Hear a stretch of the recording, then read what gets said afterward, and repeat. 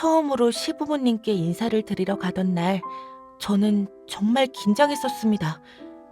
그런 저를 당시 남자친구였던 남편은 살뜰히 챙겨줬어요. 상아야, 그렇게 긴장할 필요 없어. 우리 부모님 무서운 분들 아니야. 너 너무 긴장돼 보인다. 초콜릿 하나 먹어. 고마워. 하지만 예전에 남편이 보여준 가족 사진 속 지적이고 우아한 분위기의 시부모님 모습에 저는 자꾸만 긴장이 됐습니다. 두 분 모두 대학도 나오셨고 사진만 봐도 집안 수준이 느껴지는 것 같았거든요. 대학도 안 나왔고 가진 것 없는 저는 혼자서 절망적인 상상을 하고 있었습니다. 아주 교양 있는 말투로 저를 반대하실 것 같은 별의별 생각을 다하며 걱정에 휩싸인 채로 식당에 들어서던 저는 환한 얼굴로 저를 반기시는 시부모님의 모습에 제 생각이 기우였다는 것을 깨달았습니다. 네가 상하구나. 아이고 예뻐라. 그러게. 식당이 갑자기 환해졌어. 시부모님은 정말 좋은 분들이셨어요. 제가 속상할 만한 이야기는 전혀 꺼내지 않으셨고 오히려 제 장점을 말씀하시더라고요. 상아는 주변 사람들을 편안하게 해주는 장점이 있구나. 맞아요, 엄마. 상아가 정말 인간관계가 원만해요. 그게 살면서 최고란다. 귀한 사람이다. 남편도 옆에서 거드는데 정말 고마웠습니다.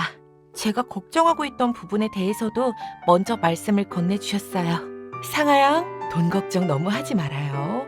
결혼할 때 우리가 3억은 해줄 수 있어. 우리는 아무것도 바라는 거 없으니까 뭐 해주려고 하지 말고 둘이서만 잘 살면 돼. 아, 정말 감사합니다. 그렇게 결혼 비용과 신혼집 전세금 3억을 시댁에서 해주시고 우리 부모님은 예단비 700만 원을 시부모님께 드리면서 일사천리로 결혼식을 올릴 수 있었습니다. 우리 부모님은 고마운 마음에 자주 직접 기른 농산물을 시댁에 붙이셨어요. 그럴 때마다 어머님은 사돈댁에서 귀한 걸 또 보내주셨다며 꼬박꼬박 저에게 고맙다는 메시지를 보내주셨습니다.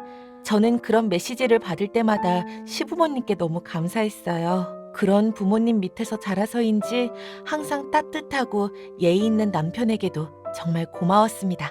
그렇게 저는 행복한 결혼 생활을 하고 있었어요. 남편은 머리가 좋아 제가 뭘 좋아하는지 다 기억하고 있었어요. 나 이 집 까르보나라 먹고 싶어 하는 거 어떻게 알았어? 당신 아기 입맛이라 좀 단 거 좋아하잖아. 이 동네에서 이 집이 제일 달달하더라고. 우와, 여보는 어떻게 그렇게 똑똑해? 어떻게 다 아는 거야? 사랑하는 사람이니까. 당연히 관심이 많고 외워지는 거지 뭐.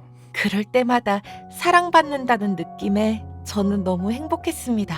그리고 명절 때마다 남편은 처갓집에 들인다며 한과와 홍삼, 절편, 굴비 등 좋아 보이는 것들을 사왔어요. 달마다 야채 보내주시는 게 감사해서 맛있는 거 볼 때마다 드리고 싶다는 마음이 들었어. 아, 그리고 작년엔 우리 집부터 갔으니까 올해는 처갓집부터 다녀오자. 고마워, 여보. 5시간을 운전해서 내려간 처갓집에서도 밭일을 도와주고 소에게 여물을 주는 등 남편은 처가일을 도와주었습니다. 남편과 함께했던 모든 것이 추억으로 남을 만큼 행복했고 가족 분위기는 밝고 화목했습니다. 그러던 어느 날 우연히 남편의 노트북 화면을 보게 된 저는 제 눈을 의심했습니다. 익명의 게시판에 이런 글이 올라와 있더군요. 추석 때 농촌 가난 체험하고 추석 때 거지 마누라네 처갓집 가서 소똥 냄새 맡으면서 여물 먹이고 왔다. 내가 어쩌다 이런 마누라를 얻었는지 현타 오더라. 그 와중에 마누라는 좋다고 헤헤거리면서 나한테 여물 던짐. 그 글 밑에는 예단비 700 그 형이야? 라는 댓글이 달려 있었고 남편은 그 댓글에 넌 나같이 살지 마라며 답을 했더군요. 남편의 게시물은 그거 하나뿐이 아니었습니다.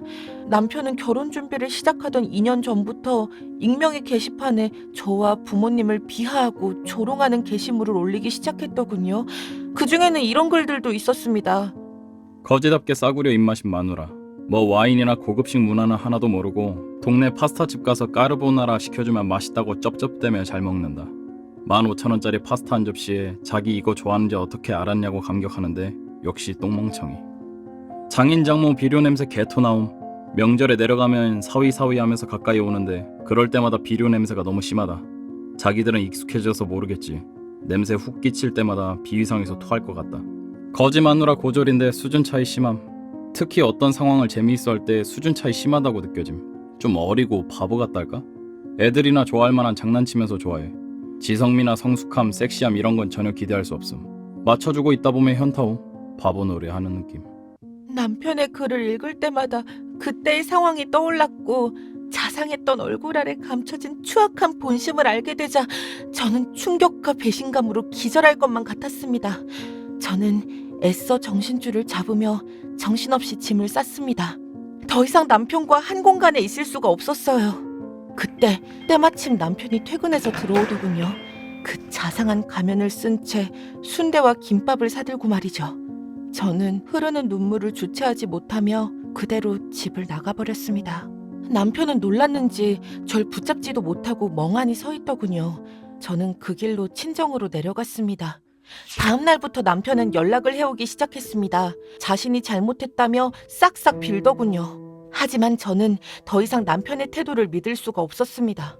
남편이 계속 보내오는 메시지를 볼 때마다 이렇게 용서를 구하면서도 속으론 지금 또 나를 욕하고 있겠지?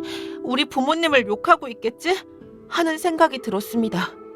그러던 어느 날 남편이 보내온 글 하나가 제 마음을 움직였습니다. 그건 바로 부부 상담을 받아보자는 글이었어요. 남편은 이대로 영영 헤어질 수 없다며 자신의 단점을 고쳐볼 테니 부부 상담을 받아보자고 하더군요. 그래서 저는 남편의 말대로 부부 상담을 해보기로 했습니다. 그렇게 부부상담센터에서 몇 주 만에 만난 남편은 헬쑥해져 있었습니다. 그리고 저를 보자마자 손이 발이 되도록 잘못했다며 싹싹 빌더군요. 그렇게 상담실로 들어간 우리는 그동안 있었던 일을 선생님께 말씀드렸고 저는 남편의 글로 인해 마음의 상처를 받았고 많이 괴로웠고 남편의 말을 더 이상 믿기 힘들다고 털어놓았습니다. 제 이야기를 들은 선생님께서는 제 마음이 많이 아팠겠다며 공감해 주셨고 이후 남편의 마음은 어땠는지 물어봤습니다. 솔직히 제가 인터넷에 글 좀 올린 건 큰 잘못은 아니죠. 그런데 그 정도 생각은 누구나 속으로 하고 사는 거고 우리가 앞으로 나아갈 길은 서로의 허물도 잘 덮어주고 사이좋게 지내는 방법을 배우자는 거죠. 그게 우리가 비싼 돈을 주고 여기까지 온 이유이고요. 남편의 대답은 그야말로 경악스러웠습니다. 연애 4년, 결혼 2년, 6년간 함께 지낸 남자가 저런 본심을 가진 사람이었다니. 상담 시간 내내 남편은 잘못한 게 전혀 없다는 태도를 보였어요. 저 진짜 아내랑 처가에 잘했어요. 하지만 저도 사람이고 스트레스가 없었을까요? 아내도 허물 많은 사람이에요. 제게도 배출구가 필요했다고요. 그렇게 상담이 끝난 후 제 마음은 오히려 차분해졌습니다.